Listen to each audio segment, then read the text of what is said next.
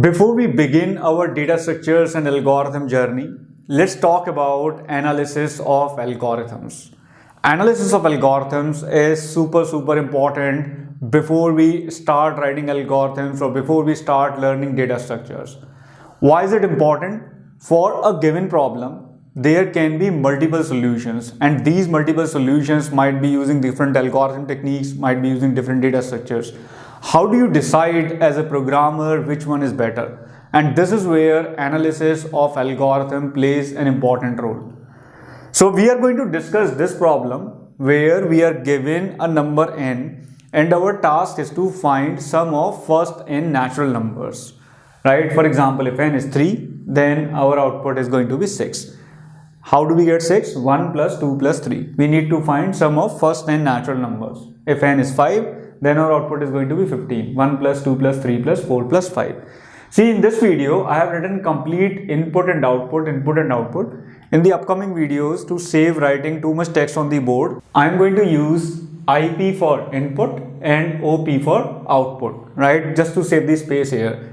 So we have an input number n. We need to write a function that returns sum of first and natural numbers.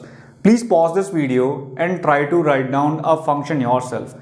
We are going to discuss 3 different solutions of this problem, and then we are going to compare these 3 different solutions. Here are 3 different solutions written by 3 different programmers, and your solution very likely might be matching one of these 3 solutions. The first programmer has simply returned n into n plus 1 by 2. It simply uses the formula, right? If n is 3, we are going to return 3 into 4 by 2, which means 6, right?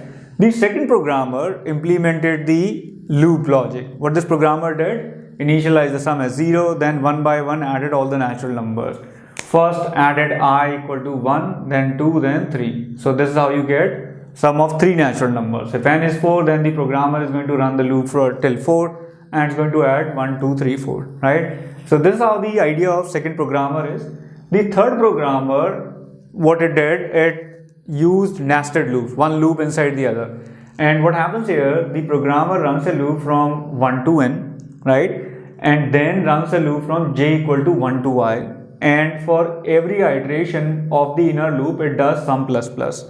So what it is doing, it is having sum as 0. Then for the one iteration of the outer loop, the inner loop will run once only, right? So it will add 1 to the sum, right? So sum will be getting 1 added. Then when the next iteration of the outer loop comes, the outer loop runs for I equal to 2. And for I equal to 2, the inner loop runs 2 times for j equal to 1 and j equal to 2. So sum gets added 2 times.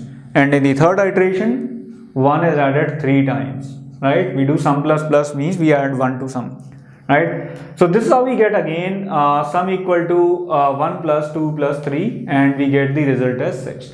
So this programmer is actually adding 1 n into n plus 1 by 2 times to sum, and this is how this programmer is getting the sum. So these 3 functions give you the correct output. Now the question arises, which of these 3 functions is going to take the least time? Which of these is most efficient? See, when you talk about time taken by a program, it depends upon many factors.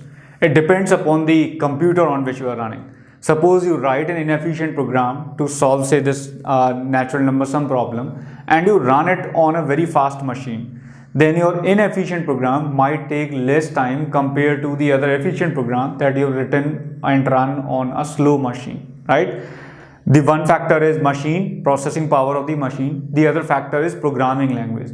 See, programming languages like C and C++ are compiled languages, and Java and Python are interpreted. So what happens in C and C++, when you generate the binary, it's specific to your machine and the binary runs on your machine. It's native to your machine.